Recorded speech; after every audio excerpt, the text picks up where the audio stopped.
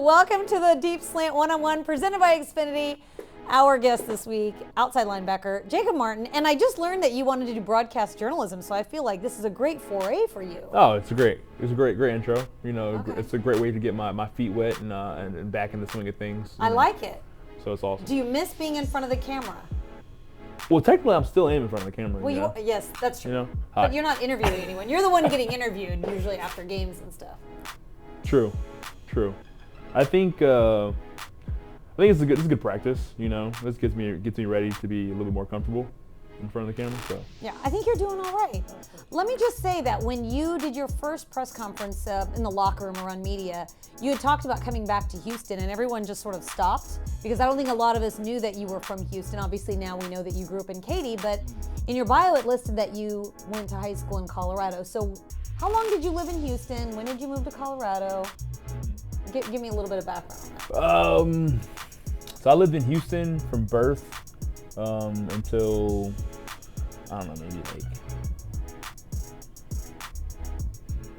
kindergarten, first grade. Okay, so you were pretty young. Yeah, so like I never really got to live in Houston, you know, or like never really got to like experience Houston, like where you're like in your teen or like early teen years where you're going and exploring the city and things like that, you know. Obviously we came back and forth and visited quite often, quite frequently. We ended up moving to Colorado. I lived out there for, I don't know how long, 10, 13 years. Okay, but years. I've seen you with the cowboy hat before the game, so I feel like you just embraced being a Texan very quickly when you came back. Oh, well, it was nothing new to me, you know. That's something that Well, runs here in we my go. family. Yeah, I'm just back home in Texas, you know. When I was looking at your bio, you grew up in Aurora, Colorado. A lot of people know that as the place where several years back there was that mass shooting at the movie theater, and I heard this story that just literally gave me goosebumps. You were supposed to be at that showing of The Dark Knight that night, weren't you? Crazy, yeah.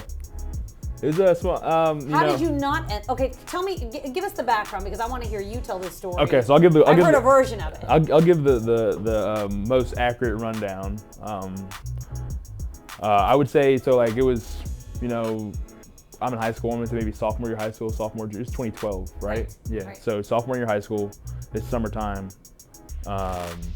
and we're trying to go see the new premiere of The Dark Knight, you know, normal high school. As most high school kids were. Right, you know, a lot of the people there were either teammates or students that we knew from the other high schools in the area and stuff like that. But we called multiple theaters, you know, me and a group of 7 friends, you know, and we decided to go with the cheaper option, which was Century 16. You know, it was the neighborhood theater. They still had the student tickets, you know, so we're like, cool, bet. We don't have to pay full price for a ticket. We can just get our normal $7.50 ticket and keep it pushing, you know. So I called ahead to try to reserve 7 tickets. You know, they didn't have 7, they only had 4. So we're just like, oh, well, I don't know. 4 of us aren't just gonna go and leave everyone else. So we decided to go. There was a golf course right around the corner from my house. So we just hung out on the golf course. You know, this is like, keep in mind, it's also like midnight because it's a midnight premiere. It was the midnight show. Yeah, so like we're like it's on a golf course that was open. Okay, resourceful. yeah, you can say that. You can say it was open. Okay, so you guys are playing golf. Yeah. Did anyone think that you had actually gone to see the movie? Yeah, like my parents did because they didn't realize, like, they didn't know that you had changed plans. That we had changed plans, you know. And I'm just thinking like, whatever, like we didn't go, I'll just show back up at normal curfew time, you know what I mean? Like, it's not that big of a deal.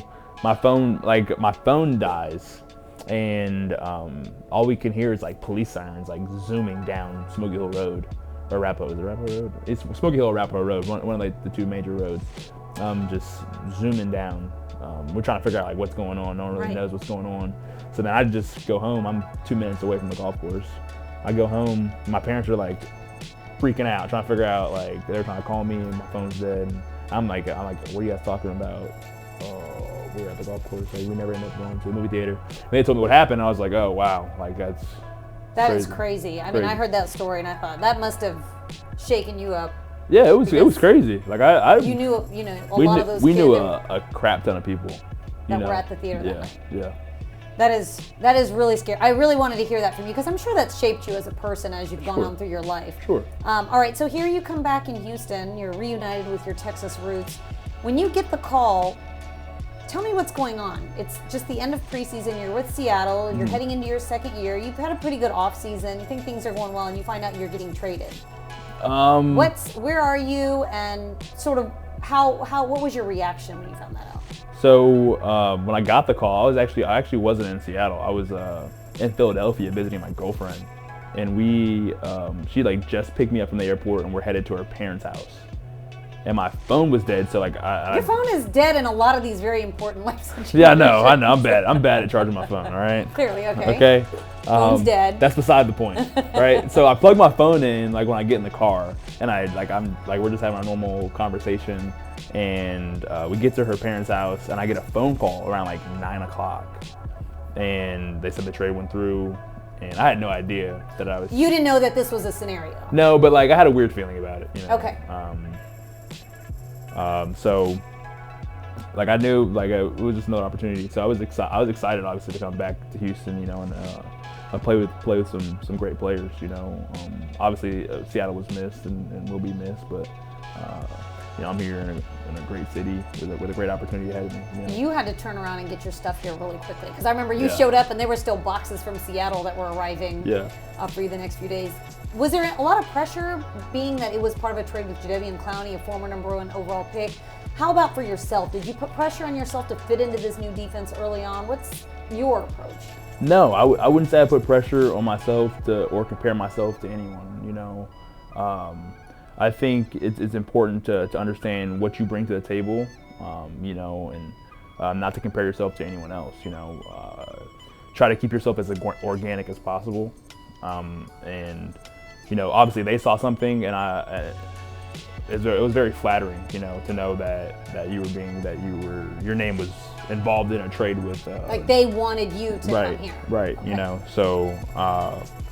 And you actually have more sacks on the season than Clowney. I mean, I don't know if anyone knows that. You're 3.5, he's 3. Oh, Not that it matters, but I just thought I'd put that out there for you. Yeah. Your first game, Monday Night Television, Monday Night Football, Drew Brees and the Saints. Your brother plays for the Saints, coincidentally. He wasn't playing that night, though. No. How surreal was that? You had a quarterback hit on Drew Brees. You had a great first game in your debut as a Texan.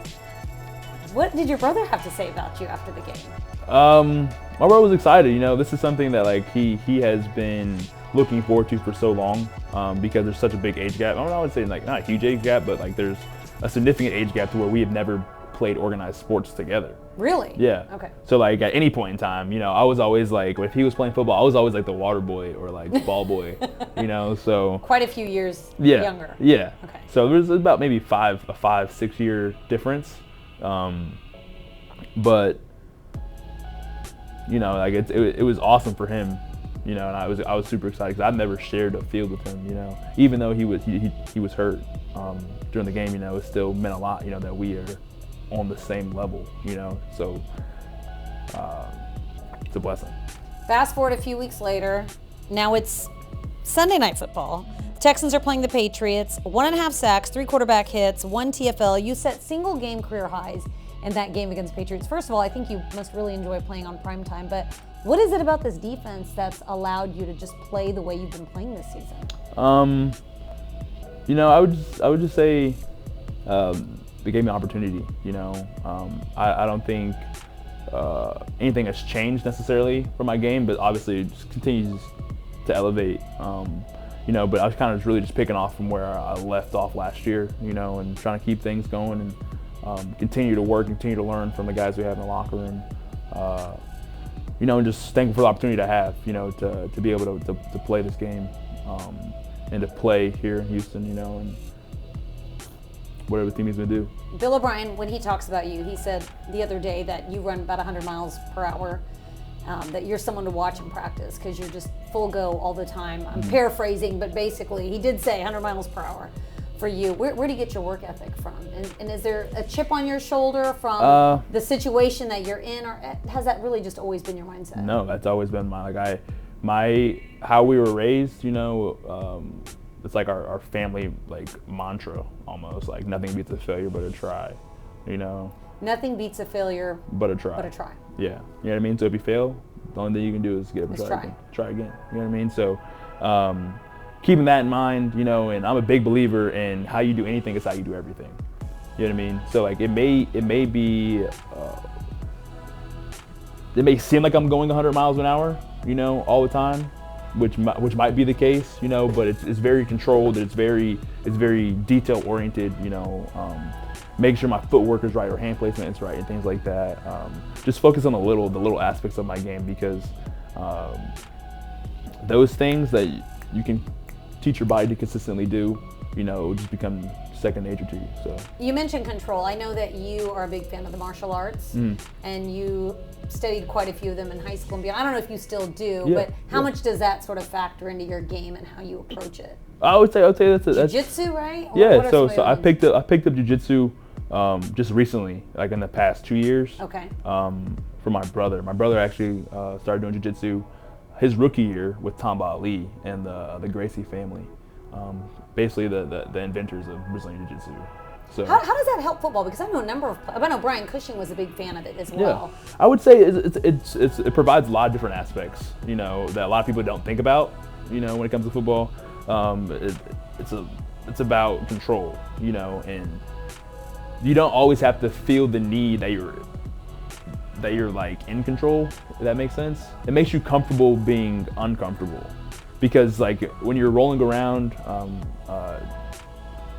during jiu-jitsu, you know, you may find yourself in very uncomfortable positions, you know, and it may seem that you're not in control, but the whole like how I think of it is like when you're not in control, are you really, like, as you think to yourself, are you really not in control? Like, but you're at peace with it. It's like exactly. It's like an organized chaos almost, exactly. right?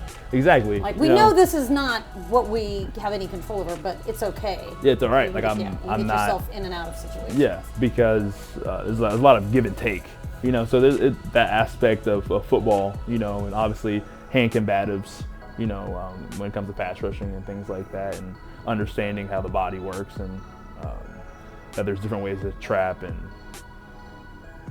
different parts of the body.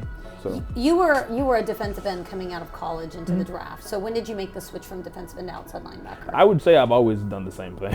Is it kind of like you just interchangeably both? I just think like the difference between defensive end and outside linebacker is I don't play a 4-eye. You know, like it's minimal in Romeo Crennel's especially, but I don't know. Sometimes they list guys particularly as a DE or as an OLB. Actually, Clowney was the opposite. Yeah. You know, so like I was like, for me, it doesn't, like, the verbiage doesn't, like, I've done the same thing my whole career.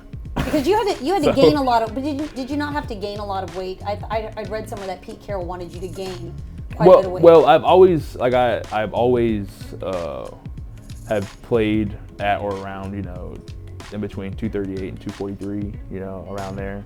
In college, I was a little bit heavier. I think my heaviest in college, I was 267. Oh, wow. You know, my senior year. So, yeah, I wouldn't say necessarily made me gain weight, but maybe maintain weight, you know. And last year was a learning experience, you know, every day, you know, because you were a rookie for one. Right. Every day was literally a new day. Brand new day. You know, I had no prior experience to what a week 14 or a week 8 felt like, or because you're not usually playing this time of year, right? No, you're done. You know what I mean? So like you're not playing. You're trying to learn how to take care of your body and how to be professional. You know, this is the first time you're really like an adult. Like college was nice. You're living on your own and things like that, but like you weren't necessarily paying bills because you're on scholarship. So it was a learning experience last year, which I learned a lot, which is awesome. All right, I see you with the linebackers. You guys get along really well. Like I would never guess that you just got here before the start of the season. The Rock Boys, you're part of them. I know you're not the part that dresses up. That's the inside linebackers. Yeah, the outside linebackers keep it. You guys are pretty individualistic on game days, right? Yeah, yeah. How have you liked that group of guys that you're playing with? Because you all seem different in your experiences and what you're into, but yet you all get along. You all seem to have a real fun sense of humor and fun energy about you. I'd say the energy's right with that group of guys, yes, you know. Energy. So everyone kind of just like meshes, gels together. Like me and Mingo obviously know each other, you know. But I've always watched Whitney Merciless from afar, you know, and Scar. You know, that's a great dude. You know, that's a great. That's we like him. We like all them too. He's a bad dude. That's a bad dude, man. All right, which one would you put in jiu-jitsu? Jiu-jitsu? Yeah. Which one of your linebackers would make a good jiu-jitsu? I think. It's a tough one, man. Jiu-jitsu is like like part of it is for mobility and hip mobility, you know, and it's a great way to exercise and to work out without necessarily taxing the body or taxing the joints or putting a lot of stress or something on the joints. I don't know. That's a good question. I'd have to see. You have to try them out. Yeah, like guys would have to try it out. Were you also in gymnastics in high school? I did gymnastics like growing up. What was your event? I was like, it was more like the first sport I played. Okay. Before I did martial arts. It was kind of just like, oh yeah, let's go play on the rings, Jake. I mean, I'm imagining the Olympics where you're swinging on the rings or you're doing the vault. Something super fancy. I never got that far. It was more like a year, I was 6 years old and I have too much energy. My mom put me in something. You're really interesting. I also read that you ran for student body president in high school. Yeah, I did. How did that go? I lost, but I still call myself Mr. President. You're still Mr. President because of that. I lost, but I'm still Mr. President. Who would be the president of the Linebackers group if you had to elect a president? B-Mac for sure. Oh, would he? Yeah, Why is that? I would say B-Mac would be the president. Zach would be the House chair. Well, he organizes all the outfits. Yeah, he should have a pretty important role. I would say Whitney Merciless would be the vice president. Scar would be, I don't know, the Secretary of Defense. I myself, I would be, I would not work in the White House. You're like, I would be the consultant on the side. Yeah, I would be, have you seen that show? I'd be like, that show Scandal. I'd be like the Fixer. I was actually just thinking. I'd be like the Fixer. You'd be the Fixer. I'd be the Fixer. You'd be Kerry Washington. Yeah. All right. Well, good stuff. We look forward to seeing what you do for the rest of the season and the Rock Boys for that matter. Jacob Martin. So thank you so much for joining us on the Deep Slant. Always. Comment below who you think I should interview next for my Deep Slant.